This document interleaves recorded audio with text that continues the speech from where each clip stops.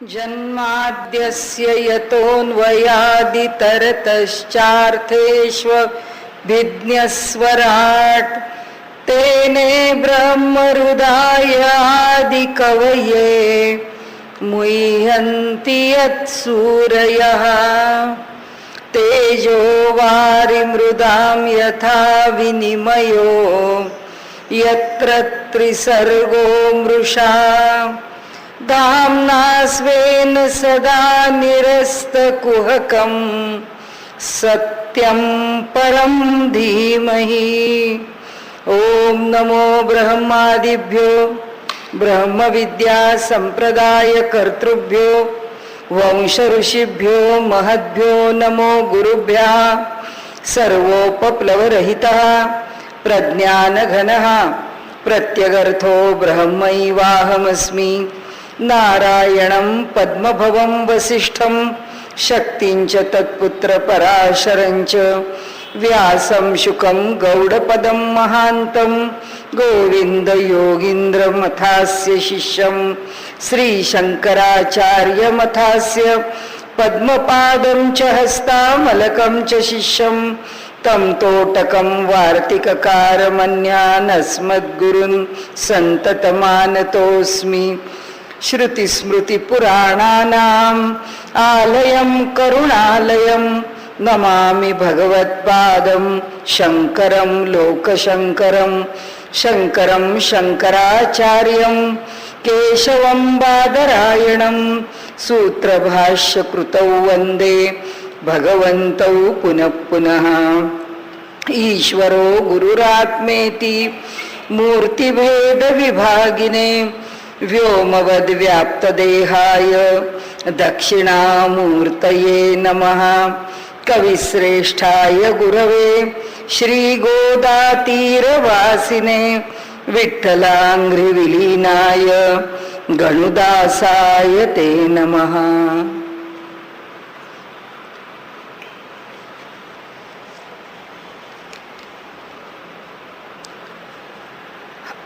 ब्रह्मसूत्राचा पहिला अध्याय, ज्याला समन्वयाध्याय असं म्हणतात, या अध्यायामध्ये ब्रह्माच्या स्वरूपाचा समन्वय केलेला आहे. समन्वय याचा अर्थ एकच किंवा एकच भूमिका आहे ती, की ज्या भूमिकेमध्ये जी म्हणून संबोधन ब्रह्माच्या करता उपनिषदामध्ये वेदामध्ये आलेली आहेत. जशी आपण काही बघितली, ज्योती पाहिला, आत्मा पाहिला, आकाश पाहिलं, दहर पाहिलं, प्राण पाहिला, अशी जी निरनिराळी नावं, अशी जी निरनिराळी संबोधनं, अशी जी भिन्न भिन्न अभिधानं ब्रह्मा करता आलेली आहेत, ती ब्रह्मा करताच आहेत, त्याचा अर्थ वेगळा घेऊ नये आणि त्या श्रुती या प्रकृतीपर किंवा अन्य प्रकाराने लावू नयेत.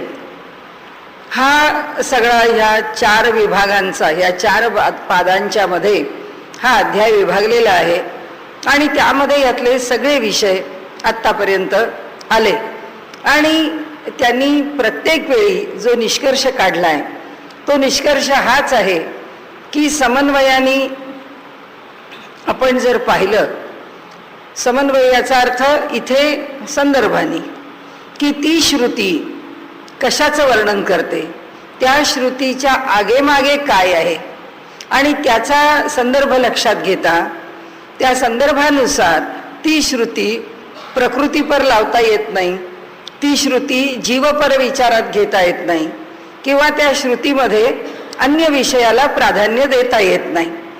या भूमिकेमधून मग शेवटी त्या श्रुतीचा अर्थ कसा लागतो, तर तिथे सिद्ध केलं आहे की समन्वयाने तो ब्रह्मपर लागतो. म्हणजे आपण पहिल्या दिवशीपासून जे म्हणत आलो की सगळ्या श्रुतींच्या माध्यमामधून जिथे जिथे श्रुती विवाद्य वाटतील तिथे तिथे त्या श्रुतींचा वेगळा विचार करून त्या श्रुतींचं निर्धारण करण्याचं काम ब्रह्मसूत्रकारांनी केलेलं आहे. त्याच्या पहिल्या अध्यायामध्ये ब्रह्माची निश्चिती केलेली आहे आणि त्यामुळे इथला विषय आता संपत आला. आता आपल्याला जी मतं विचारात घ्यायची आहेत किंवा जो एक भाग विचारात घ्यायचा आहे, जो पार्श्वभूमी म्हणून आपण सुरुवातीच्या दिवशी पहिल्या दिवशी विचारात घेतला, तोच आता संपवताना पुन्हा विचारात घ्यायचा आहे. आणि तो म्हणजे या जगताचं ब्रह्म हे केवळ निमित्त कारण नाही, तर ब्रह्म हे निमित्त आणि उपादान दोन्ही कारण आहे. आज सगळ्यात शेवटची जी सूत्र आहेत आता यातली, ही सूत्र आता त्याची सिद्धी करतायत. कालचा जो आपला विषय होता, 2 दिवसापासून आपण एकच विषय पाहत होतो. त्याचं कारण असं की जो पहिला आक्षेप म्हणा, पहिला अपवाद म्हणा, नाहीतर पहिला संभ्रम म्हणा किंवा आरोप म्हणा, कोणत्याही प्रकाराने आपण विचारात घ्या, तो एकच असा आहे की सांख्यांनी प्रकृती प्रधान आहे असं म्हटलेलं आहे. प्रकृती जड आहे, ती प्रधान आहे असं जेव्हा सांख्य म्हणतात, तेव्हा सांख्य द्वैत सांगतात. सांख्य जेव्हा द्वैत सांगतात, तेव्हा सांख्य पुरुष आणि प्रकृती, चेतन आणि जड या दोघांच्या ठिकाणी प्राधान्य देतात. प्रकृतीला प्राधान्य देतात आणि चेतनाला निष्क्रिय स्वीकारून फक्त द्वैताची भलावण करतात. त्यामुळे सांख्यांची जी प्रकृती आहे, त्या प्रकृतीविषयी आमचं भांडण आहे का? सांख्यांनी प्रकृतीला प्रकृती म्हटलं म्हणून वेदांत्यांच्या दृष्टीने अडचणीचं आहे का? वेदांत्यांना प्रकृतीबद्दल अडचणच नाहीये. वेदांत्यांना अडचण कुठे आहे? वेदांत्यांना मान्य नसलेली गोष्ट, एक तर प्रकृती स्वतंत्र नाही, दुसरं ती जड प्रकृती ही या जगाचं कारण आहे हे मान्य नाही. आणि सांख्यांचा हा द्वैत सिद्धांत वेदांत्यांना मान्य नाही. मग वेदांत्यांना काय मान्य आहे? वेदांत्यांना प्रकृती ही उपादान कारण आहे, ब्रह्मच प्रकृती आहे. काल आपण ज्या स्थानावरती आलो होतो तिथे आपण असं म्हटलं की त्यातला थोडासा भाग तर आपण आज पण बघू की ज्याचं पुन्हा एक लहानसं निराकरण आहे. आपण जिथे आलो काल तिथे असं म्हटलं होतं की महत, अव्यक्त आणि पुरुष हे 3 शब्दांचा आपण परवापासून किस काढतोय. कशा करता? तर अव्यक्त म्हणजे काय समजायचं, महत म्हणजे काय समजायचं, पुरुष म्हणजे काय सांगायचं. आता त्या पुरुषापेक्षा सा काष्ठा सा परागती ही असं म्हटलेलं आहे की आता ही परिसीमा आहे. आता याच्यापेक्षा श्रेष्ठ न अन्य परहा, याच्यापेक्षा आणखीन कोणी श्रेष्ठ नाही. आणि मग काय आहे तर तीच परमगती आहे, तीच परमावधी आहे, तीच श्रेष्ठ स्थिती आहे असं ज्या कठोपनिषदामधलं वचन आहे, त्या वचनाच्या आधाराने काल आपण अशा सिद्धीपर्यंत येऊन पोचलो की महत हे जे या जगाच्या निर्मितीचं सांख्यांनी दिलेलं मॉडेल आहे, त्यांनी दिलेला ढाचा आहे, त्यांची जी काही रचना आहे, त्या रचनेमध्ये सुरुवात कशी झाली? पुरुष प्रकृती, अव्यक्त, महत, अहंकार, सत्व, रज, तम, आणि मग सगळा सृष्टीचा पसारा, पंचमहाभूत, पंचतन्मात्र, मग त्याच्यापासून 5 ज्ञानेंद्रिय, कर्मेंद्रिय, बाकीचा सगळा जो पसारा आहे तो सगळा खाली मांडता येईल. आता आपला विषय एकच होता की महत या शब्दाने, अव्यक्त या शब्दाने, पुरुष या शब्दाने काय घ्यावं. काल आपण असं म्हणलं की हे सगळे शब्द जे आहेत हे सगळेच ब्रह्मपर आहेत. असं का म्हटलं? त्याचं कारण एकच आहे की ज्याच्याशी ज्या ठिकाणी आज आपण येणार आहोत की महत असो किंवा अव्यक्त असो, प्रांत प्रकृतीचा असो नाही तर प्रांत चैतन्याचा असो, प्रकृती जड आहे आणि परमात्मा ब्रह्म चेतन आहे. चेतनाच्या प्रांतामध्ये 2 गोष्टी आहेत. चेतनाच्या प्रांतामध्ये एक परब्रह्माचं निखळ रूप आहे आणि चेतनाच्या प्रांतामध्ये दुसरं जीवात्म्याचं रूप आहे. आपण त्यातला एक शक्यता किंवा एक संभाव्यता नाकारली किंवा ती संपवली, किंवा ब्रह्मसूत्रकारांनी सूत्रांनी त्याला छेद दिला आणि त्यांनी सांगितलं की ही सृष्टी जी आहे ती परब्रह्मच निर्माण करू शकतो, जीव निर्माण करू शकत नाही, कारण जीव पण चेतन आहे ना.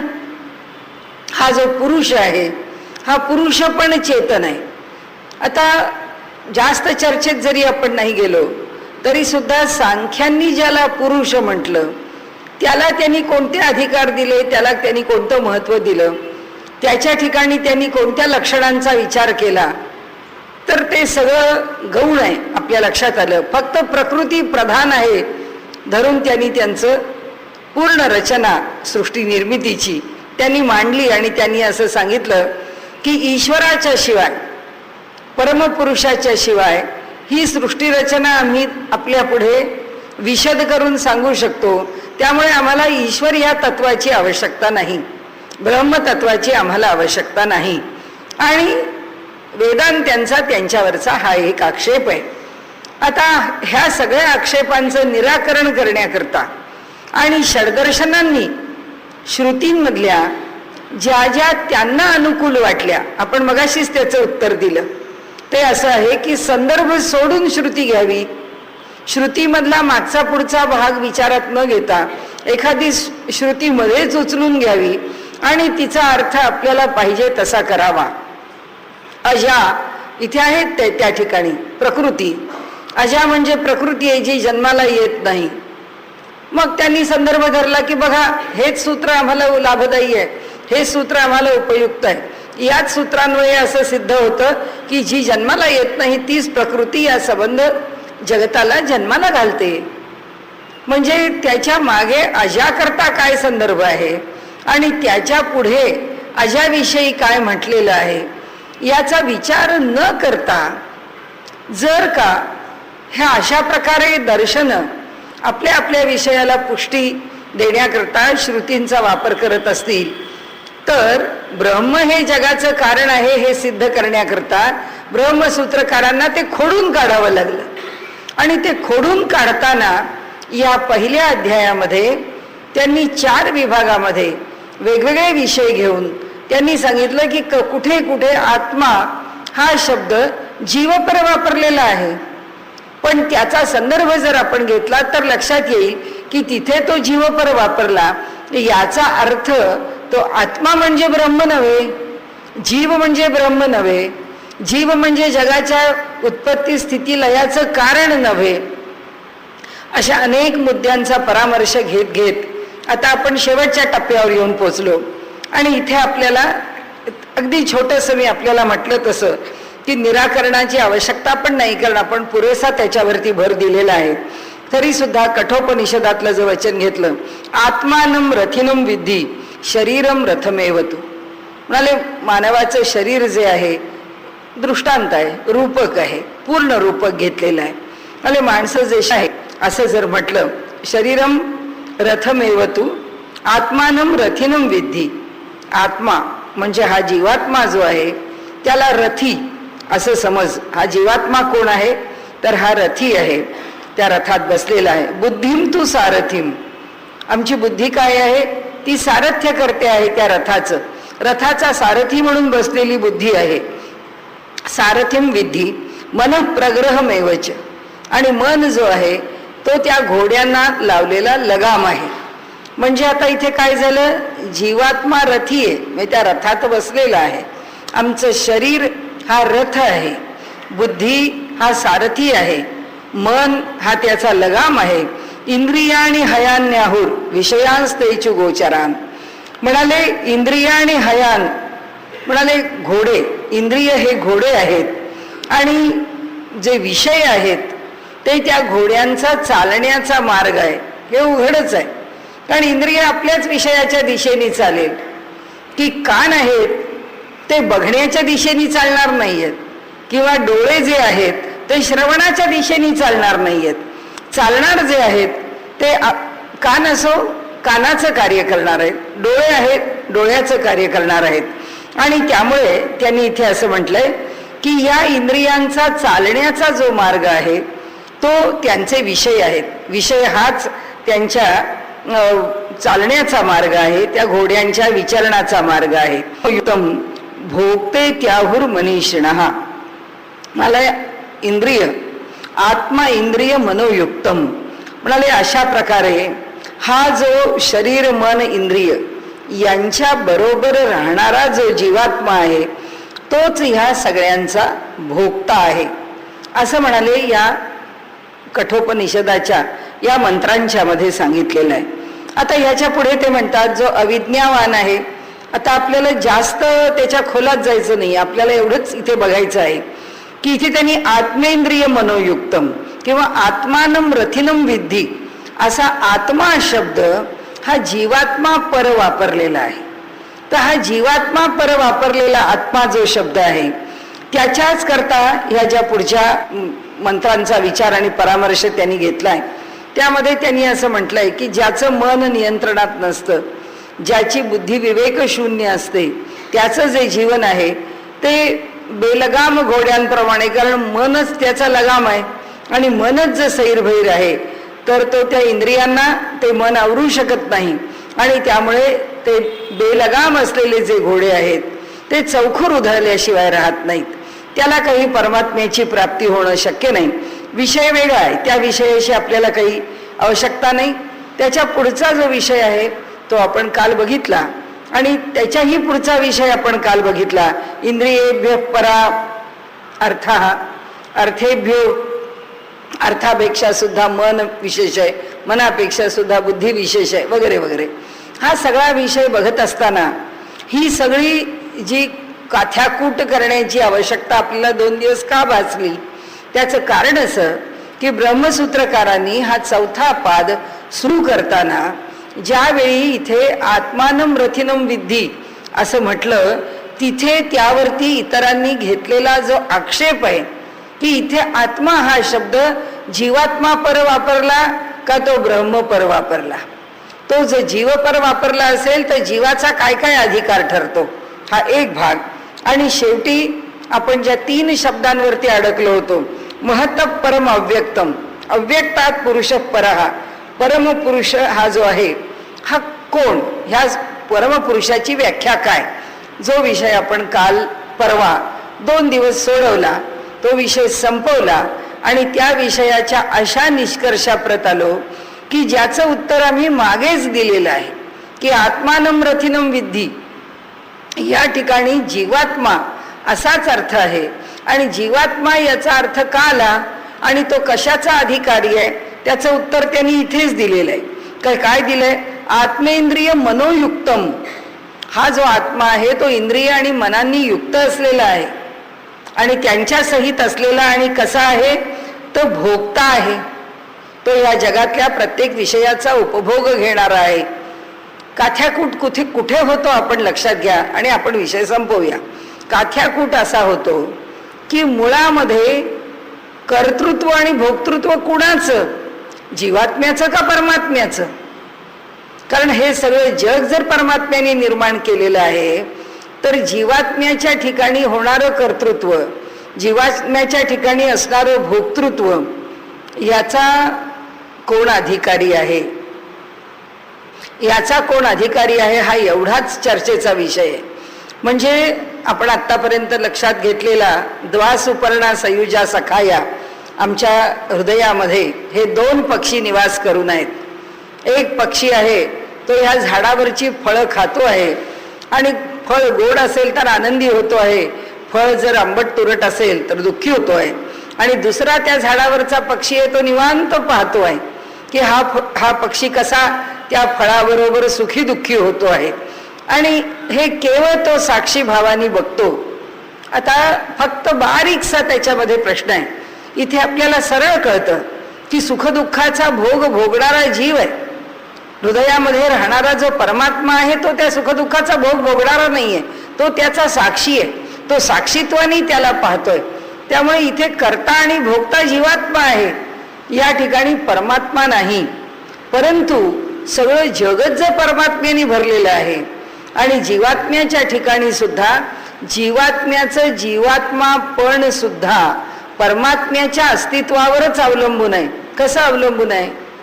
ती लहानशी गोष्ट अशी आहे की ज्याच्यामध्ये त्या साक्षी असण्याचं आपल्याला महत्त्व कळतं, की परमात्मा साक्षी भावानी आहे किंवा आपल्या देहामध्ये जो जीवात्मा म्हणून निवास करतोय त्याचे आपण 4 पाल पाहिलेत, त्याचे 4 अवयव आहेत, 4 विभाग आहेत.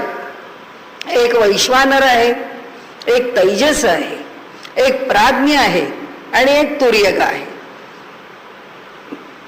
वैश्वानर जागृती, तैजस स्वप्न, प्राज्ञ सुषुप्ती आणि तुर्यगा जो आहे तो या सगळ्यांना साक्षी आहे. चतुर्थम मन्यते, तो चौथा आहे असं समजावं. आता हा जो तुर्यगा आत्मा आहे यांना साक्षी असलेला या जीवात्म्याचा हा जो चौथा भाग आहे तो साक्षी आहे, म्हणूनच जागृतीतला व्यवहार होत असताना तो व्यवहार आम्हाला कळतो आहे. स्वप्न पडतं आहे याची जाणीव आम्हाला होते आहे.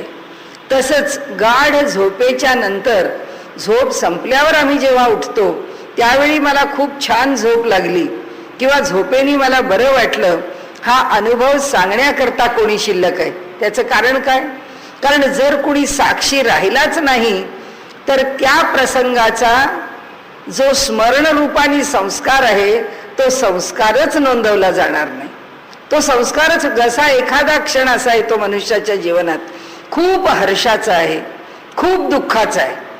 कधी खूप दुःखामध्ये मनुष्य इतका त्या दुःखाशी व्यग्र होतो की ह्या दुःखाचा अनुभव घेतो आहे हे सुद्धा त्याला कळत नाही. हे केव्हा कळत नाही? जेव्हा वैश्वानर आत्मा आणि तुर्यगा आत्मा हे एक होतात, जेव्हा त्याचं साक्षी पण संपतं आणि ते ह्याच्याशी एकरूप होतं. जेव्हा तुर्यगा आत्मा तो साक्षी भावानी हा सगळा जीवात्म्याचा चाललेला व्यवहार जोपर्यंत तो पाहतो आहे, आम्ही जेवायला बसलो, आम्ही जेवलो, आमचं जेवण झालं, हा पदार्थ चांगला आहे, हे केव्हा कळतं? जेव्हा हा वैश्वानर त्या भोजनामध्ये रमलेला आहे त्याच वेळी तो जो साक्षी आहे तो याचं भोजन काय चाललंय हे साक्षीनी भावानी पाहतोय. पण जेव्हा त्या खाण्यापिण्यामध्ये तो तुर्यगा त्या वैश्वानराशी ज्यावेळी एकरूप होतो, जेव्हा तुर्यगा आणि वैश्वानर एकरूप होतात तेव्हा त्यांच्या ठिकाणी वेगळे पण शिल्लक राहत नाही. आणि म्हणून जेव्हा ह्या दोघांच्यातलं एकरूपता व्यवहारामध्ये आम्हाला अशी क्वचित अनुभवाला येते, आपण म्हणतो मी अगदी बेभान झालो, मला त्यावेळी मी पडतो आहे हे कळलं पण नेमकं काय झालं मला कळलं नाही. हे असे जे क्षण आहेत की ज्या क्षणाला तो साक्षी आणि तो कार्यरत असणारा आत्मा हे दोन एक होतात त्यावेळी वेगळे पण कळत नाही. आणि म्हणून वादाला ह्या श्रुतीमध्ये कुठे जागा आहे? आत्मानम रथिनम विद्धीमध्ये ते म्हणतात आत्मा म्हणून जीवात्मा का घ्यावा, परमात्मा का घेऊ नये. त्याच्यावर ब्रह्मसूत्रकार किंवा भाष्यकार आचार्य त्याच्यावरती असं म्हणतात, बरोबर आहे आपण म्हणतात ते काही चूक नाही आहे, पण ती स्थिती केव्हा येते की जेव्हा त्या जीवात्म्याला समाधी अवस्थेला जाण्याचा अधिकार प्राप्त होतो तेव्हा समाधी अवस्थेमध्ये तो जो आनंद मिळवतो आणि समाधी अवस्थेमध्ये त्याचा जो अनुभव असतो तो अनुभव जीवात्म्याला घेण्याची आवश्यकता नसते. तो अनुभव तो परमात्मा होऊन घेतो, परमात्म्याशी एकरूप होऊन घेतो आणि त्यावेळी परमात्मा आणि जीवात्मा भेद शिल्लक राहत नाही. म्हणून आत्मानम रथिनम विद्धी जरी विचारात घेत असलात तरी सुद्धा ते सगळं परमार्थपर लावायला अडचण केव्हा नसते? जेव्हा जीवात्मा परमात्माच्या भावाला किंवा जीवात्मा ब्रह्मभावाला प्राप्त झालेला असतो तेव्हा, नाही तर इतर वेळी नाही. आणि म्हणून इथे आपण ज्याच्या करता या चौथ्या पादाचा किंवा चौथ्या विभागाचा चौथ्या किरणाचा विचार ब्रह्माच्या सिद्धी करता कठोपनिषद घेऊन झाला त्याची समाप्ती आता झाली असं समजा. की आपण महत अव्यक्त पुरुष याचा विचार केला. आत्मा म्हणून जो जीवात्मा आहे तो जीवात्मा ह्या जगाचं कारण नाही हे आधीच सिद्ध झालेलं असल्यामुळे ते वेगळं सिद्ध करण्याची आवश्यकता नाही. तरी सुद्धा इथे प्रसंगोपात आलेल्या विषयाच्या ठिकाणी जर सामान्य मनुष्याच्या ठिकाणी अर्थ लावला तर आता आपण मगाशी लावला त्याप्रमाणे जसं ते कोडं उलगडत जायचं आहे तसंच उलगडत जावं. आणि आपल्याला तो विषय वाढवायचा नाही, त्याचं कारण तो साधनेच्या प्रांतातला विषय आपल्याला ब्रह्माच्या सिद्धीच्या इथे काही विचारात घेण्याचं कारण नाही. आणि म्हणून आपण जे जातोय, आत्मानम रथिनम विद्धी शरीरम रथमेव तू बुद्धिम तू सारथीम विद्धी आता पुन्हा मनःप्रग्रहमेवच म्हणाले. हे सगळे बुद्धी, मन, शरीर, आत्मा या सगळ्यांचा विचार करता, इंद्रिय आणि त्यांचे विषय या सगळ्यांचा विचार करता आत्मेंद्रिय मनोयुक्तम, हा आत्मा मनानी, या इंद्रियांनी, या बुद्धीनी, या सगळ्यांनी युक्त असलेला जो आहे तोच भोगता आहे असं समज. एवढ्यावर आपण आता इथे थांबूया. त्याचं कारण असं की मग पुढे मन वाईट असेल, दुर्मनीषिणः, काय त्याचा अमनस्क आणि शुची मन असणारा, त्या सगळ्याची चर्चा जी आहे ती त्या साधनेच्या प्रांतामध्ये आहे. त्याचा विचार करण्याचं आपल्याला कारण नाही. आणि आत्ता तूर्त तरी आपला तो विषय नाही. त्यामुळे आपण दोन विषयातून आता बाहेर पडलो की कोणत्याही स्थितीमध्ये जीवात्मा हे या जगताच्या निर्मितीचं कारण असू शकत नाही. त्यामुळे ही जी श्रुती आहे, ही श्रुती सामान्य भावाने अर्थ लावला असता ती जीवपरच अर्थ लावणारी आहे, ती परमात्मापर अर्थ लागत नाही. पण जर जीव हा परमात्मा भावाला प्राप्त झाला तर या श्रुतीचा सर्व अर्थ परमात्मपर घेण्याला काही अडचण नाही. पण सामान्य अर्थामध्ये तसं होत नाही. हा एक निष्कर्ष. दुसरा निष्कर्ष, महत, अव्यक्त आणि पुरुष याच्यामध्ये महत शब्द जरी आला तरी महत शब्दाने प्रकृती घेऊन प्रकृतीला प्रधान मानून सांख्यांच्या प्रमाणे श्रुतीचा अर्थ लावण्याचं कारण नाही. अव्यक्त शब्दाचा अर्थ श्रुती म्हणून लावण्याचं, पुरुष म्हणून लावण्याचं किंवा परमात्मा म्हणून लावण्याचं कारण नाही.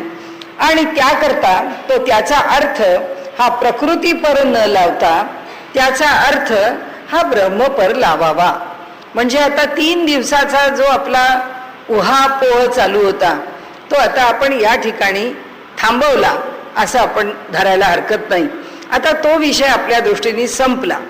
एका मोठ्या विषयाच्या आपण बाहेर आलो. कसे तर सांख्यांनाच तोंड देणं हा सगळ्यात जबरदस्त भाग आहे. आणि म्हणून त्यांनी सांख्यांना तोंड देताना कोणतीही शक्यता शिल्लक ठेवली नाही. मध्ये पुष्कळ विषय आलेले चर्चेला, पण तरी सुद्धा त्या सगळ्या विषयांच्या बारकाव्यात जाण्याची आवश्यकता नाही म्हणून आपण गेलो नाही. किरकोळ आहेत. फक्त एकच विषय पक्का मनामध्ये ठेवायचा की सांख्यांना प्रकृती हा अर्थ प्रत्येक शब्दाचा कुठून तरी काढायचाच आहे. म्हणून सांख्य ब्रह्माच्या ऐवजी प्रत्येक शब्दाचा अर्थ प्रकृती असा काढतात. तो काढणं कसा चुकीचा आहे हे ब्रह्मसूत्रकारांनी या अध्यायामध्ये समन्वयाने सिद्ध केलं आहे संदर्भासहित. आता ते शेवटच्या टोकाला येतात. म्हणजे सांख्यांना आता सांगतात की अहो तुम्ही किती प्रकाराने हा अर्थ वेगळा करण्याचा प्रयत्न कराल. जसं आजच्या व्यवहारामध्ये आम्हाला ईश्वर मान्य करायचाच नाही याकरता केलेले कितीही युक्तिवाद असले तरी सुद्धा काही प्रसंगच असे निर्माण होतात की त्या प्रसंगामध्ये ईश्वरवाद स्वीकारावाच लागतो, आस्तिकता स्वीकारावीच लागते. जसा जन्मभर, मी काही त्या व्यक्तीचं नाव सांगत नाही, पण आमच्या महाराष्ट्रातल्या एक मोठे नेते होते म्हणजे, तर त्यांनी आयुष्यभर त्यांच्या पक्षामध्ये कोणत्याही स्थितीमध्ये आस्तिकता स्वीकारू नका आणि नास्तिकतेचा इतका जबरदस्त पुरस्कार केला. आणि आपली संबंध त्यांच्या प्रभावाखाली असलेली त्यांची तर पिढीच आणि त्याचबरोबर त्या पिढीच्या प्रभावाखाली पुढच्या अनेक पिढ्या त्यांनी नास्तिकतेचं, ज्याला बंड माजवणं म्हणतात, अशा प्रकारचं बंड समाजात माजेल किंवा अशा प्रकारचा विचार अधिक दृढमूल होईल याचा प्रयत्न केला. त्यांच्याच आयुष्याच्या शेवटच्या काळामध्ये त्यांची पत्नी आस्तिक होती, ते स्वतः नास्तिक होते. त्यांच्या पत्नीचा मृत्यू झाला. मृत्यू होईपर्यंत त्यांनी ह्या थोर नेत्यांना पुन्हा एकच गोष्ट पटवण्याचा प्रयत्न केला की आपण आस्तिक व्हा, आपण आस्तिक बना, आपण ईश्वरवादी व्हा. परंतु त्यावेळी त्यांना ते उलगडलं नाही. परंतु अगदी शेवटी जेव्हा त्यांच्या आयुष्याचा शेवट अंतकाळ जवळ आला त्यावेळी त्यांना असं वाटलं की माझी पत्नी मला पुष्कळ वेळा सांगत होती की आस्तिकवाद हेच योग्य आहे, नास्तिकता बरी नव्हे, नास्तिकता ही वास्तवता नाही, पण मी ते ऐकलं नाही. पण आज माझी स्थिती अशी आहे की आज मी नास्तिक राहिलो नाही, आज मी आस्तिक झालो. पण मी आस्तिक झालो हे मी माझी नास्तिकता मी सोडली हे दुसऱ्याला सांगण्या इतकं मनाचं मोठेपण पण व्यक्तीकडे असावं लागतं. ज्या व्यक्तीकडे असतं ती व्यक्ती ते कबूल करते, ज्या व्यक्तीकडे नसतं ती खाजगीत आपल्या समोरच्या लोकांना कबूल करते आणि विषय संपवते. पण जर का त्यांनी आपल्या इतक्या अंतिम स्थितीमध्ये जर सांगितलं असतं आणि लोकांना एक आपल्याकडून पत्रक काढून जर कळवलं असतं की लोक हो, मी तुमचा एवढा नेता म्हणून तुम्ही माझी प्रत्येक गोष्ट मान्य केलीत, आजपर्यंत तुमच्यामध्ये मी नास्तिकता रुजवली, पण जेव्हा मी स्वतः आस्तिक झालो आणि माझ्या अनुभवाने मी ईश्वरवादी बनलो, तर आता आपण सगळ्यांनी ईश्वरवादाचा पुरस्कार करा, आपलं मत आहे, पण आजपर्यंत आपण माझं ऐकत गेलात, आपल्याला हे ऐकावं असं वाटलं तर आपण जरूर ऐका, हे सांगण्याचं धैर्य मात्र त्या श्रेष्ठ पुरुषांनी दाखवलं नाही. पण याच पार्श्वभूमीवरती लोकमान्य टिळकांनी मात्र हे आमचे आर्य आमच्या भूमीवरती उत्तर ध्रुवावरून आले असा निष्कर्ष आयुष्यामध्ये काढून आपला ग्रंथ लिहून त्या निष्कर्षाला त्या समाजमान्यता मिळाली. आणि त्यांच्याही आयुष्याच्या शेवटी जेव्हा त्यांच्या लक्षात आलं की आर्य हे उत्तर ध्रुवावरून आलेले नाहीत, तर आर्यांचं मूळ वस्तीस्थान हे भारतच आहे, हे जेव्हा त्यांच्या लक्षात आलं त्यावेळी त्यांनी आपल्या अगदी आसन्न मरणस्थितीमध्ये हनुमतदत्त पोद्दार, गीता प्रेस गोरखपूरचे त्यावेळेचे मोठे कार्यकर्ते आणि फार मोठं साहित्य निर्मिती ज्यांनी केली आहे, ते त्यांच्या भेटीकरता आले. तेव्हा त्यांनी सांगितलं लोकमान्य टिळकांनी की आता परिस्थिती अशी राहिली नाही की मला काय वाटतं आहे हे मी लिहून लोकांच्या पर्यंत पोचवीन, पण जे मला वाटतं आहे ते मी आता या मृत्यूशय्येवर आपल्याला सांगितलंय, आपण ते लोकांच्या पर्यंत पोचवा आणि लोकांना सांगा की आर्यांचं मूळ वसतिस्थान हे भारतच आहे, हीच भूमी आहे. आणि हनुमतदत्त पोद्दारांचं मेरी संस्मरणी या नावाचं जे त्यांच्या आठवणींचं पुस्तक आहे, त्या पुस्तकामध्ये लोकमान्य टिळकांची ही आठवण देऊन लोकमान्य टिळकांनी आपल्या सिद्धांताला आपल्याच जीवनामध्ये केलेला विरोध नोंदवलेला आहे. हे लोकमान्यांचं मोठेपण आहे की एखादा सिद्धांत एक व्यक्ती आपल्या बुद्धिनिष्ठतेने तो सिद्धांत मांडते. शेवटी काय हो, आपण पहिल्या दिवशीपासून बघतोय 5 आचार्य आहेत, सगळे आचार्य विद्वान आहेत, सगळे आचार्य एकापेक्षा एक व्युत्पन्न पंडित आहेत, त्यांची प्रज्ञा नभीचे सगळे भास्कर आहेत, कोण कमी आहे कोणापेक्षा. पण प्रत्येकाने आपापली भूमिका जेव्हा भिन्न भिन्न मांडली आहे तेव्हा बुद्धी वेगवेगळ्या प्रकाराने विचार करून एकाच ध्येयाकडे निश्चितपणे येणारी आहे, पण ती मार्ग मात्र वेगळे वेगळे अनुसरणारी आहे. शंकराचार्यांचा केवळ अद्वैत आहे तर मध्वाचार्यांचा निखळ द्वैत सिद्धांत आहे.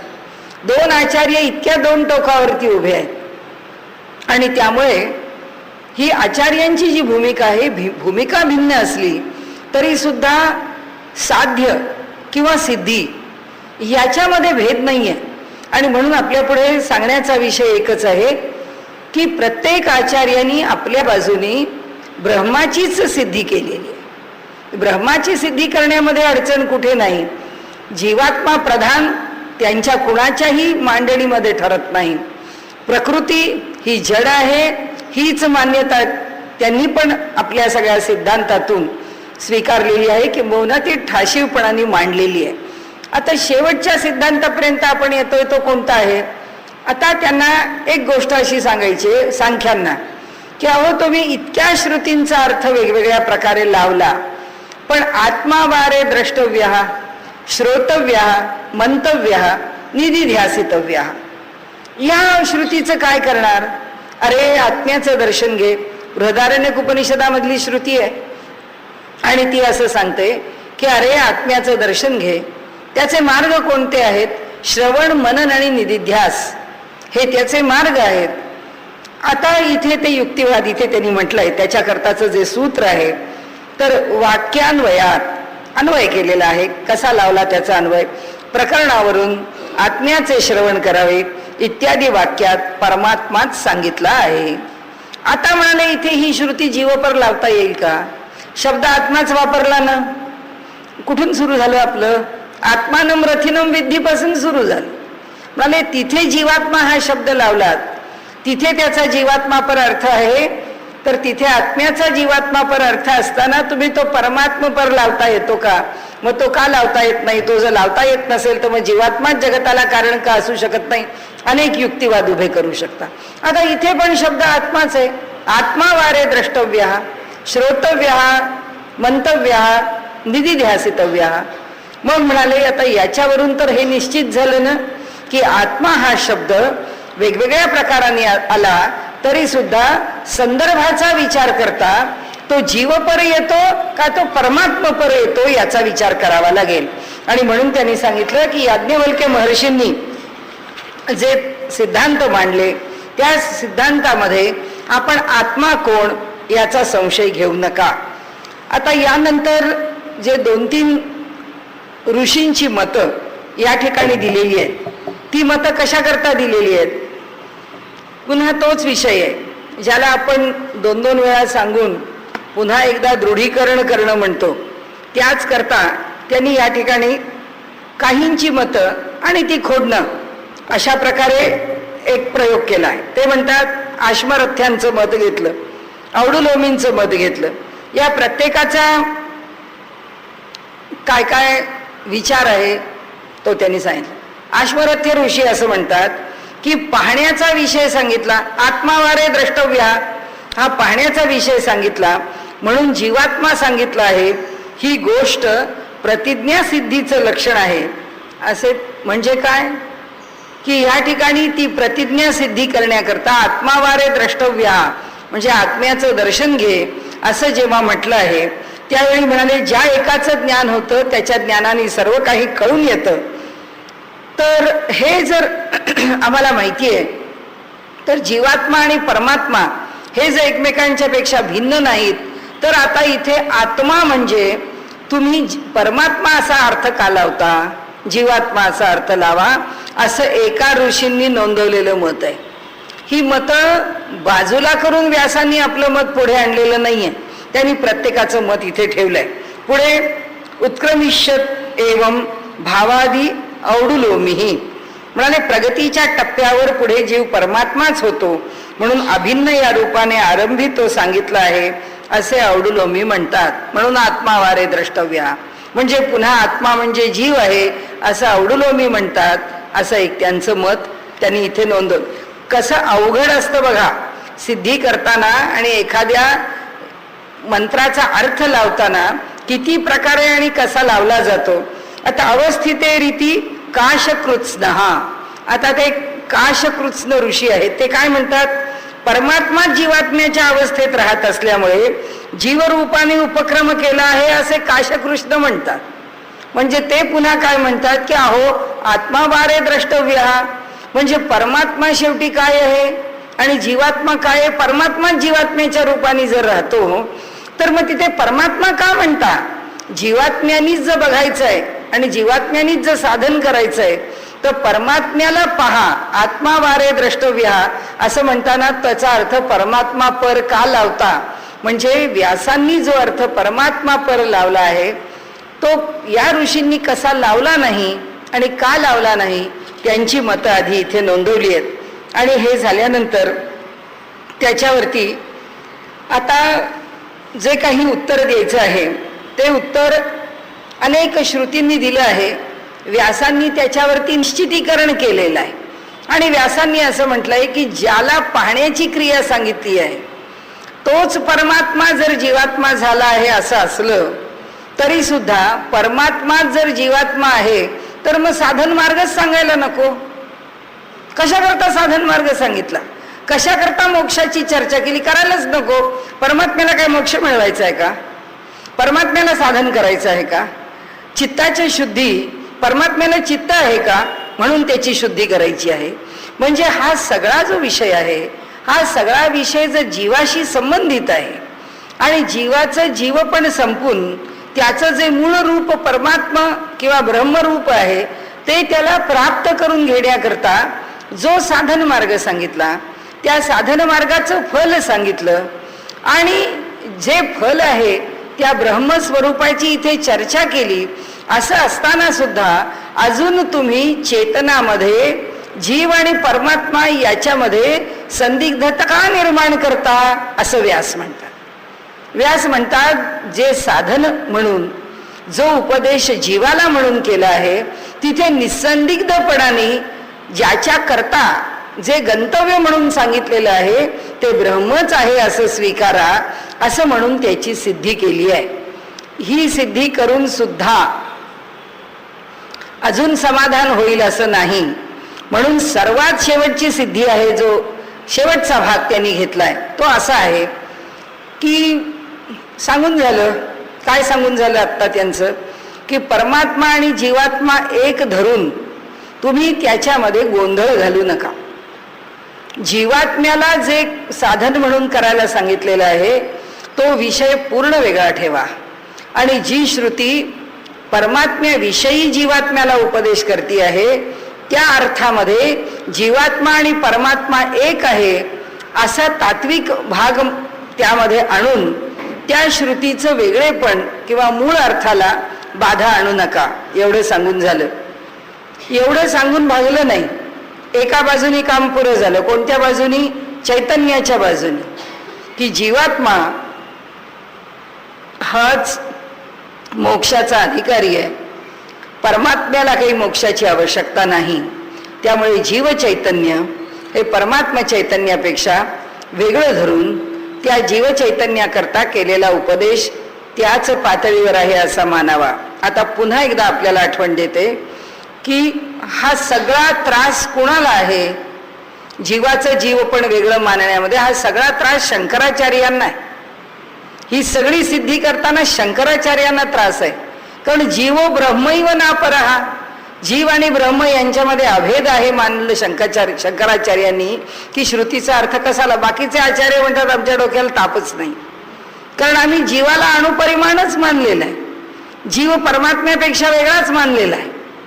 आणि त्यामुळे रामानुजाचार्य असो, वल्लभाचार्य असो, तसंच निंबार्काचार्य असो, मध्वाचार्यांचा तर प्रश्नच नाही. ते म्हणतात जीव परब्रह्मापेक्षा भिन्नच आहे, त्यामुळे आमच्या श्रुतींचं वर्गीकरण करताना आम्हाला अडचण नाही.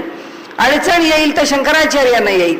शंकराचार्यांनी अडचण फार सुंदर सोडवलेली आहे की ज्याचा विचार आपण पहिल्यांदाच केलाय. काय शंकराचार्यांनी म्हणून त्रिसत्तात्मक विचार मांडलेला आहे. सत्ता तीन आहे त्याचा आपण पहिल्याच दिवशी विचार केला. एक प्रातिभासिक सत्ता आहे, एक व्यावहारिक सत्ता आहे आणि एक पारमार्थिक सत्ता आहे. पारमार्थिक सत्तेमध्ये जीव आणि ब्रह्म एकच आहेत. जीवो ब्रह्मैव नापरा हे पारमार्थिक सत्तेत आहे. पण प्रातिभासिक सत्तेमध्ये, प्रातिभासिक सत्ता म्हणजे हे जगाचं जे मिथ्यात्व आहे, या जगाकडे पाहताना, या जगात व्यवहार करताना आपण त्यावेळी उदाहरणं पुष्कळ घेतली. मिथ्यात्वाची उदाहरणं कोणती घेतली? बरीच उदाहरणं घेतली की बा ह्या जगामध्ये हिऱ्याचा व्यापारी आहे, कोळशाचा व्यापारी आहे. आमच्या दारात पोत्यानी कोळसा आणून टाकतो घर चालवण्याकरता, पण आलेल्या कोळशाच्या व्यापाऱ्याला मात्र दारामध्ये पैसे देतो आम्ही. हा काय तुमचं बिल झालं, बरं घ्या आणि जा. म्हणले हिऱ्याचा व्यापारी एवढासा हिरा आणून देतो पण त्याला बैठकीमध्ये बसवतो. प्रातिभासिक सत्ता आहे. कोळसा आणि हिरा यात काय भेद आहे? दोघेही कार्बनच आहेत. मूलद्रव्य जे आहे ते मूलद्रव्य त्याच्यामध्ये भांगार कार्बनच आहे. त्यांचं म्हणजे एलिमेंट जो आहे त्याच्यामधलं जे मूलद्रव्य आहे हे दोन्हीकडे बदलत नाही. ज्याच्यापासून कोळसा झाला त्याच्यापासूनच हिरा झालाय. पण हिऱ्याच्या व्यापाऱ्याला बैठकीत जागा आहे, कोळशाच्या व्यापाऱ्याला दारातच त्याचं पैसे देऊन मोकळं करणं आहे. ही आम्ही निर्माण केलेली प्रातिभासिक सत्ता आहे. ही अमुक एक श्रेष्ठ आहे, अमुक एक कमी आहे, हे स्तर आहेत. हे स्तर आम्ही निर्माण केले. आणि हे जे निर्माण केलेले स्तर आहेत, हे निर्माण केलेले स्तर म्हणजे प्रातिभासिक सत्ता आहे. शंकराचार्य म्हणतात या प्रातिभासिक सत्तेमध्ये जीव उपाधीनी ग्रस्त आहे. व्यावहारिक सत्तेमध्ये जीव जगतो आहे, जीव राहतो आहे, तेव्हा जीवानी फक्त आपला व्यवहार करायचा आहे. जीव त्याच्या व्यवहारामध्ये जगाला तो मिथ्याही मानत नाही आणि तो परमार्थ स्वरूपाकडे पण जात नाही. मग काय होतं? तो भात खातो, तो आमटी खातो, तेव्हा भात मिथ्या आहे, भात कशाला खाऊ, मला वाळू खायला घातली तरी चालेल असं तो म्हणत नाही. कारण वाळू काय आणि भात काय. आता प्रेस्टिजचा कुठलाही कंपनीचा चांगला प्रेशर कुकर घेतला तर तांदूळच कुकरमध्ये कशाला शिजवायला पाहिजे, वाळू शिजवली तर शिजेल असं म्हणत नाही. आणि काही खाल्लं तर फरक पडतो असं म्हणत नाही. व्यावहारिक सत्तेमध्ये तांदूळ तांदूळ आहे, डाळ डाळ आहे. पोटात गेल्यावर सगळं अन्न एक होतं म्हणून सगळंच एकत्र शिजवून खातो असंही तो म्हणत नाही. व्यावहारिक सत्तेमध्ये जिभेवरून अन्न पोटात जाणार आहे, त्या जिभेला पण त्यांनी न्याय दिलेला. शंकराचार्य म्हणतात व्यावहारिक सत्तेत असंच आहे. आणि त्यामुळे व्यावहारिक सत्तेमध्ये जगताना क्रियाद्वैतम न करचित, शंकराचार्य म्हणतात क्रियेच्या पातळीवरती अद्वैत असू शकतच नाही. आणि त्यामुळे क्रियेच्या पातळीवर अद्वैत नाही, क्रिया तशीच आहे. भाऊ भाऊ आहे, बहीण बहीण आहे, दिवस दिवस आहे, रात्र रात्र आहे, उन्हाळा उन्हाळा आहे, पावसाळा पावसाळा आहे, हिवाळा, सगळे जे बदल आहेत ते व्यावहारिक पातळीवर व्यावहारिक सत्तेवर तसेच आहे. पण पारमार्थिक सत्तेमध्ये यातलं काही शिल्लक उरत. पारमार्थिक सत्तेमध्ये फक्त एक परमात्मा शिल्लक उरतो. आणि ती सिद्धी करण्याकरता शंकराचार्यांना सत्तात्रयाचा आधार घेऊन हे सगळं सिद्ध करणं सोपं आहे. त्यांना काही अवघड आहे असं नाही. पण अडचण त्यांच्याकरता कशी निर्माण करून ठेवतात तो विषय मांडला. आता पुढचा विषय असा आहे की जीवाच्या पातळीवरती ब्रह्म आणि जीव यांच्यामधलं जे अंतर आहे किंवा ब्रह्म आणि जीव यांच्यामधले जे संबंध आहेत, हे संबंध आता सांगून स्पष्ट झाले. आणि जीव जो आहे तो कोणत्याही स्थितीमध्ये या जगाच्या उत्पत्तीला कारण नाही याची सिद्धी झाली. आता ते म्हणतात की ही आता प्रकृती, तो विषय संपवून टाका की सांख्यांनी ज्या प्रकृतीने या जगताला निर्माण केलं आहे असं म्हटलं आहे, तर त्या प्रकृतीला तिचं जे जड असून सुद्धा सर्वतंत्र स्वतंत्र असं जे स्वरूप आहे ते तर काही मान्य करायला तयार नाही. मग ती जर वेदांत्यांना तिचं स्वतंत्र रूप मान्य नाही तर ती कशी आहे त्याच्या सिद्धी करता शेवटची खटपट अशी आहे की जी आपण पहिल्याच दिवशी विचारात घेतलेली आहे त्याचा पुन्हा एकदा शेवट आहे. तो शेवट काय आहे? तो शेवट एकच आहे, या सृष्टीचं निर्माण करायचं असं जर कारण म्हटलं. कारण आपण माहिती आहे की निर्माण करणारा कोणीतरी आहे आणि त्याचं कार्य आहे. निर्माण करणारा कोण आहे? वेदांती म्हणतात ते परब्रह्म आहे. म्हणजे तो निर्माण करणारा कसा आहे, कारण किती प्रकारचं आहे ते आपण पाहिलंय. 2 प्रकारचं आहे. एक निमित्त कारण आहे आणि एक उपादान कारण आहे. घट बनवायचा आहे, त्याचं निमित्त कारण कोण आहे? त्याचं निमित्त कारण कुंभार आहे. आणि घट बनवण्याकरता काय लागतं? चाक लागतं, माती लागते, पाणी लागतं, थापटणं लागतं, सगळं लागतं. हे सगळं काय? त्याला लागणारी जी वस्तू आहे, या सगळ्या चीज वस्तूंना, उपकरणांना, साधनांना उपादान कारण असं म्हणतात. ह्या उपादान कारणालाच सांख्य प्रकृती म्हणतात. आता हीच प्रकृती वेदांत्यांनी प्रकृती म्हणून स्वीकारली आहे का? हो, वेदांती म्हणतात हीच प्रकृती आहे. म्हणजे वेदांत्यांच्या दृष्टीने सुद्धा ही प्रकृतीच आहे. सांख्यांच्या दृष्टीने हीच प्रकृती जग निर्माण करते. आणि वेदांत्यांच्या दृष्टीने हे जे उपादान कारण आहे ते उपादान कारण सुद्धा ब्रह्मच आहे. म्हणजे ही प्रकृती सुद्धा ब्रह्मच आहे. आता एका सूत्रात काय म्हणायचं? जीव, जगत आणि जगदीश्वर हे तीनही परब्रह्मच आहे. जीवाचा विचार केला तरी जीव कोण आहे? परब्रह्मच आहे. जगत काय आहे? परब्रह्मच आहे. आणि हा जो जगदीश्वर आहे, या जगताला चालवणारा ईश्वर, सर्व भूतानां हृदयेषु तिष्ठती किंवा ईशावास्यमिदं सर्वं यत्किंच जगत्याम जगत, कोणत्याही रूपाने त्या ईश्वराची लक्षणं किंवा कार्य आम्ही जर समजून घेतलं तर हा ईश्वर कसा आहे किंवा कोण आहे, तर त्यांचं म्हणणं असं की हा ईश्वर या तिन्ही रूपांनी आहे. जीव, जगत आणि जगदीश्वर या तीनही रूपांनी परमात्मा नटलाय. म्हणून आता त्यांनी काय सिद्धी करायला सुरुवात केली? जीवात्मा हा जगदीश्वरच आहे हे सिद्ध करून बाजूला ठेवलं, आणि आता जगत किंवा प्रकृती हे पण जगदीश्वरच आहे हे ते शेवटी सिद्ध करतायत. आणि ते सांगतायत प्रकृतीश्च प्रतिज्ञा दृष्टांतानुपरोधात. ब्रह्म हे जगताचे प्रकृती म्हणजे उपादान कारणही आहे. आता मुळातलं सूत्र काय आहे? प्रकृतीश्च प्रतिज्ञा दृष्टांत अनुपरोधात हे मूळ त्याचं सूत्र आहे. ब्रह्म हे जगताचे प्रकृती म्हणजे उपादान कारणही आहे, आणि तसे मानले तरच प्रतिज्ञा आणि दृष्टांत सुसंगत ठरतात, असे ह्या सूत्राचा आशय आहे. म्हणजे ईश्वर कोण कोण आहे? आता एक पक्क लक्षात ठेवायचं, ईश्वर या जगताचं अभिन्न निमित्त उपादान कारण आहे. दोन्हीही तोच आहे, निमित्त कारणही तोच आहे, उपादान कारणही तोच आहे. म्हणजे तोच कुंभार आहे, तोच मडकं आहे, तोच मडकं घडताना लागणारी माती आहे, पाणी आहे, चाक आहे, थापटणं आहे, सगळं काही तोच आहे. आपण म्हणू असं कसं होतं?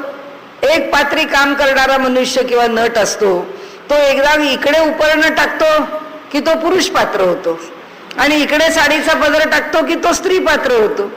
एकाच नटाच्या ठिकाणी जर दोन भूमिका करता येतात, एकच नट जर अनेक भूमिका करू शकतो, तर एकच परमात्मा अनेक रूपांनी नटू शकतो.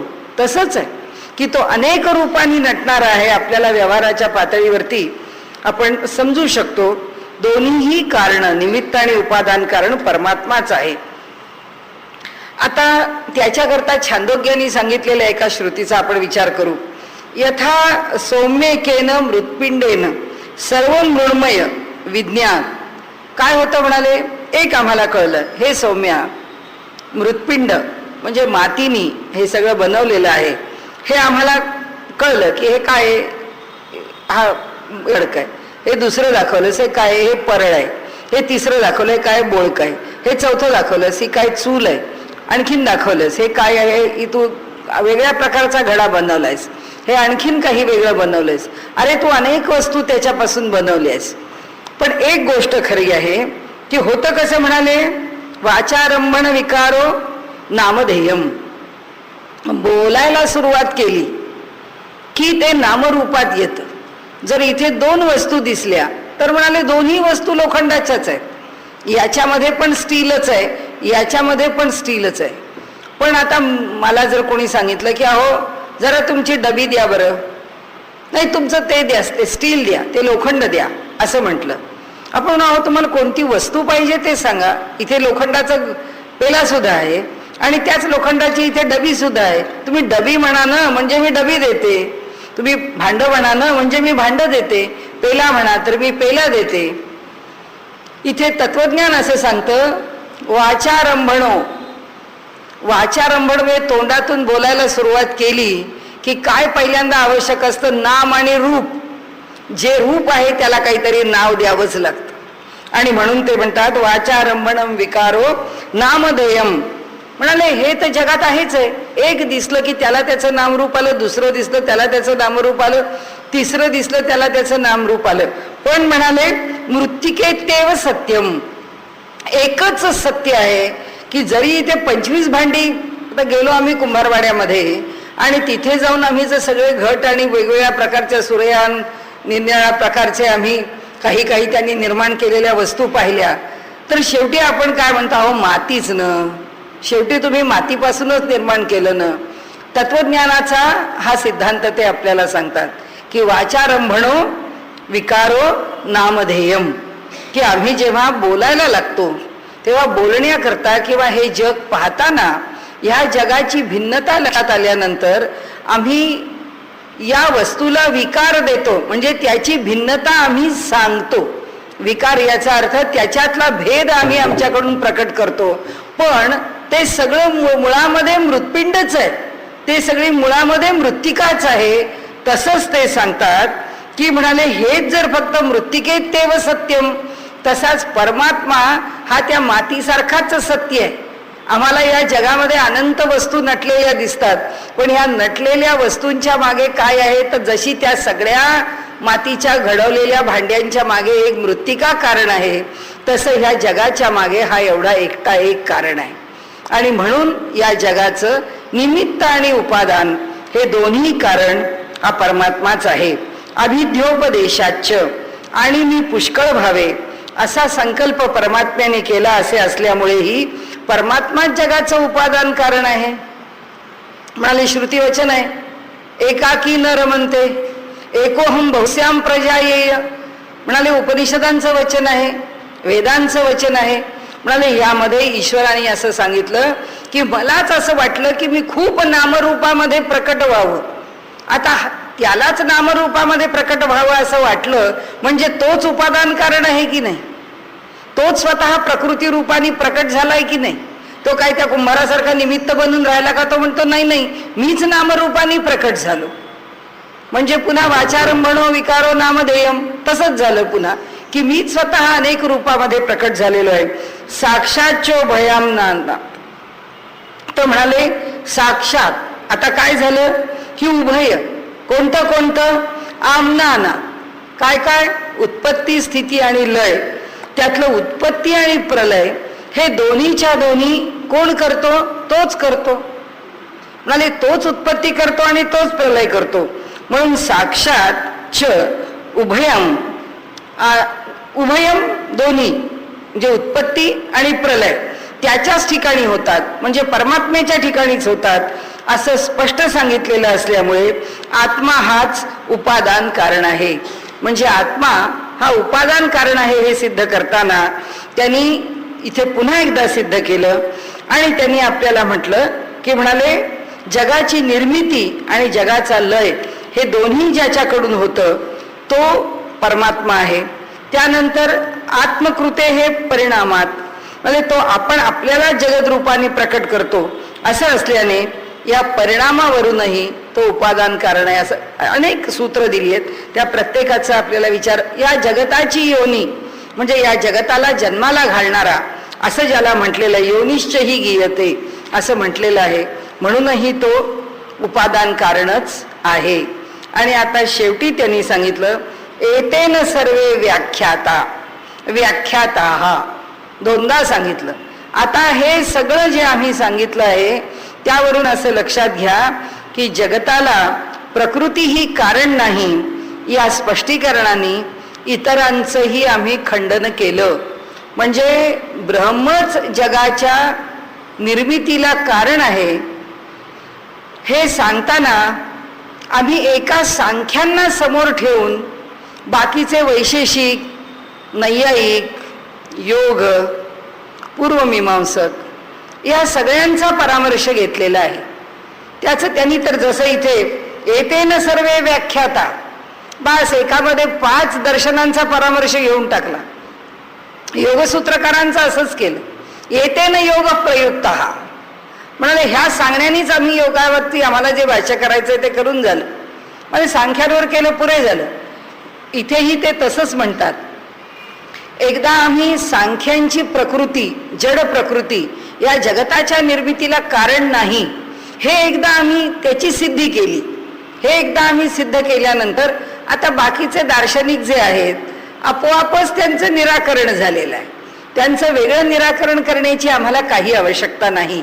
त्याचं कारण असं की आपल्याकडे जो प्रधान मल्ल आहे या ठिकाणी की जो सांख्य आहेत म्हणले की एका मोठ्या पहिलवानाचा पराजय केला की बाकीचे किरकोळ किरकोळ एक त्यांचा पराजय करण्याची गरज नाही. तुमच्यातला श्रेष्ठ कोण सांगा बरं. हा चला त्याच्याबरोबर एकदा कुस्ती झाली, तो कुस्तीमध्ये हरला की विषय संपला. तसा न्याय आहे की प्रधान मल्लाला तुम्ही जेव्हा चित केलं तसं ते म्हणतात की एका सांख्यांना चित केलं की बाकीचे सगळे दर्शनकार जे आहेत त्यांचा आपोआप परामर्श घेतल्यासारखं होतं. आणि मग ह्या एका सूत्राने त्यांनी हा समन्वयाध्याय जो आहे या समन्वयाध्यायाची समाप्ती केलेली आहे. आणि त्यांनी सांगितलं की हे सगळं करण्याकरता हे जे आचार्य आहेत हे त्यावर जे भाष्य करतात ते भाष्य करण्याकरता कशा कशाची आवश्यकता आहे, तेव्हा ते सांगतात त्याला तीक्ष्ण बुद्धी पाहिजे, बुद्धी शुद्ध पाहिजे. आणखी म्हणाले त्याशिवाय निष्ठा आणि आचरण पाहिजे. की कुणीतरी उठलं आणि आमच्यासारख्याने ब्रह्मसूत्र हातामध्ये घेतली आणि त्याच्यावरती तो वक्तव्य करायला लागला तर तो करू नाही शकणार. त्याचं कारण असं आहे, आचार्य काय म्हणतात तेवढं मांडणं आपल्या हातात आहे. त्याच्यावरती कुठल्याही प्रकारे आपण वक्तव्य करणं हा आपला अधिकार नाही. कारण हे सगळं निर्माण करणं ही फार मोठी गोष्ट आहे. त्याच्याकरता अधिकारी श्रेष्ठ पुरुष असावे लागतात. आणि म्हणून कोणतंही सूत्र हे भाष्याशिवाय समजू शकत नाही. आणि समजून घ्यायचं म्हणजे फक्त भाष्य समजून घ्यायचं, ती एक परंपरा समजून घ्यायची. त्याप्रमाणे आपण आत्ता हा जो समन्वयाध्याय आहे हा अध्याय समजून घेताना आपण आचार्य परंपरा विचारामध्ये घेऊन आचार्यांनी काय म्हटलं आणि शंकराचार्यांच्या पार्श्वभूमीवरती इतर आचार्यांची भूमिका कशी असते त्याचा अगदी थोडा थोडा विचार केला. अगदी थोडा. शंकराचार्य प्राधान्याने त्यांची भूमिका, त्यांचं तत्वज्ञान या दृष्टीने डोळ्यासमोर ठेवून बाकीच्या आचार्यांना कुठे सोपं पडतं आणि शंकराचार्य किती ठिकाणी या सगळ्या श्रुतींमधून किंवा या सगळ्या सूत्रांच्या मधून त्यांना अडचणी सोडवणं सोपं जातं का इतर आचार्यांना अडचणी सोडवणं सोपं जातं. प्रत्येक आचार्यांना कुठेतरी अडकवणूक आहेच. कारण सगळ्या ज्या श्रुती आहेत ती प्रत्येक श्रुतीच प्रत्येक आचार्यांना अनुकूल आहे असं नाही आहे. जी श्रुती आचार्यांना अनुकूल नसते तिथे कोणतेही आचार्य त्याच्यावरती उलट किंवा आपलाच सिद्धांत सिद्ध करण्याकरता काही तर्क करून सिद्ध करायला जात नाही. शंकराचार्य सुद्धा आता ममैवांशो जीवलोके एवढं आलं किंवा कुठेही जीवाच्या ठिकाणी जीव हा अंश मात्र आलं की आचार्य एकच ओळ लिहितात, अंश इव अंश हा म्हणजे काय माहीत नाही. आचार्य पुढे निघून जातात. ठीक आहे, श्रुती डावलायची नाहीच आहे, श्रुती अयोग्य आहे म्हणायची नाहीच आहे, श्रुती प्रमाणच मानलेली आहे. श्रुती जर प्रमाण आहे आणि मला जर माझा सिद्धांत सिद्ध करायचा आहे पण माझा सिद्धांत या श्रुतीत बसत नाही तर अट्टाहासारी बसवायला जायचं नाही, पुढे निघून जायचं. अडचण आलेली आहे, फक्त अडथळा आलेला ओलांडायचा आणि पुढे जायचं, त्याच्यावर चर्चा करायची नाही. आणि जिथे अडथळा आल्यावर आचार्य पुढे जातात तिथे दुसरे आचार्य हल्ला करतात. ते म्हणतात इथे कसे अडकलात, तुम्हाला गुपचूप निघून जावं लागलं म्हणून तर तुमचं आम्हाला मान्य नाही. अशी मोठी गंमत आहे. ब्रह्मसूत्रावरची जी सगळी भाष्य आहेत त्या भाष्यामध्ये जे एकमेकांना झोंबे घेणं आहे, कुणी आचार्य कुणाचं शत्रू नाही आहे, कुणी आचार्य अधिकाराने कमी नाही आहे. सगळे जेव्हा एकत्र आपण जर कल्पना केली की सगळे परमेश्वराच्या जवळ एकत्र गप्पा मारायला बसत असतील तेव्हा ते विनोदानी म्हणत असतील की बाबा हे काय काय आपल्याला एकमेकांच्यावरती आरोप प्रत्यारोप करावे लागलेत. वास्तविक पाहता या कशाचीच गरज नाहीये. सगळे आचार्य एकच आहेत. एकाच परमात्म्याच्या आदेशाने ही भिन्न भिन्न जी भूमिका आहे वैचारिक ती त्यांनी मांडलेली आहे. आता त्या सगळ्या भूमिकेमधून त्यातल्या त्यात ज्यांच्या ग्रंथाचा आपण संदर्भ घेतला ते स्वामी वरदानंद भारती यांचं ब्रह्मसूत्रार्थदर्शिनी नावाचं जे भाष्य आहे ते आचार्य भाष्याला आणखीन सोपं करून आपल्या समोर ठेवणारं भाष्य आहे. आणि त्यामुळे त्या भाष्याच्या आधाराने आपण हा समन्वयाध्याय जो आहे हा अध्याय इथे मांडण्याचा 15 दिवस प्रयत्न केला. माताजींनी ज्या प्रेमाने ज्या विश्वासाने एवढा अवघड विषय मला मांडण्याकरता या ठिकाणी संधी दिली. शारदा मठाचं प्रेम नेहमीच आहे. माताजी नेहमी बोलावतात येत जा, मठामध्ये येत जा, काही ना काही सेवा करत जा. आमच्याकडनं होते तेवढी सेवा करण्याचा आपण प्रयत्न करतो. पण माताजी मात्र नेहमी कृपावंत आहेत. मठाची मात्र नेहमी आपल्यावरती कृपा आहे. आणि आपण एवढे सर्वजण ब्रह्मसूत्रासारखा विषय असताना सुद्धा जे पहिल्या दिवशीपासून यायला लागलात ते आज 15व्या दिवसापर्यंत येत आहे. त्यातल्या काही कठीण भागाला आपण सोडलं असं नाही. एकदा तर एका मला सांगितलं, हो आज आमचं डोकं बधीर झालंय, आज आम्हाला काही कळत नाहीये. पण तरी सुद्धा मी म्हटलं बहुतेक आता त्या उद्या यायच्या नाहीत, पण त्या बिचाऱ्या नेटाने रोज येत आहेत. आज डोकं बधीर झालं तरी सुद्धा त्यांनी कधी नाही म्हटलं नाही. विषय अवघड आहे, तो काही मला फार समजलाय, फार कळलाय असं नाहीये. परंतु त्या ग्रंथाशी प्रामाणिक राहून आपल्याला जितकं त्यातलं घेता आलं आणि जितकं मांडता आलं तितकं मांडण्याचा आपण प्रयत्न केला. आचार्य परंपरा थोर आहे, म्हणजे या ठिकाणी जे काही थोडंसं बरं असेल ते गुरुपरंपरेचं बळ आहे, आणि ज्याच्यातलं जे चुकलं असेल ते ममैव गुरोर नाही, ते माझं आहे, ते गुरुपरंपरेचं नाही. यदत्र सौष्ठवम किंचित, जे जे काही चांगलं असेल ते गुरोर मे नाही, ते काही माझं नाही, ते गुरुपरंपरेचं आहे. आणि यदत्र असौष्ठवम किंचित, किंचित कशाला, पुष्कळ आहे, ते सगळं असौष्ठव आहे, ते माझं कर्तृत्व आहे. पण आपण सगळ्यांनी फार प्रेमाने या विषयामध्ये सुसंवाद साधलात. आपण माताजींच्या चरणी, शारदा माताजींच्या चरणी, विवेकानंदांच्या चरणी आणि शेवटी प्रभू रामचंद्रांच्या चरणी, भगवान रामचंद्रांच्या चरणी रामकृष्णांना नमस्कार करून आपण आपला आजचा जो विषय आहे तो आपण समाप्त करूया.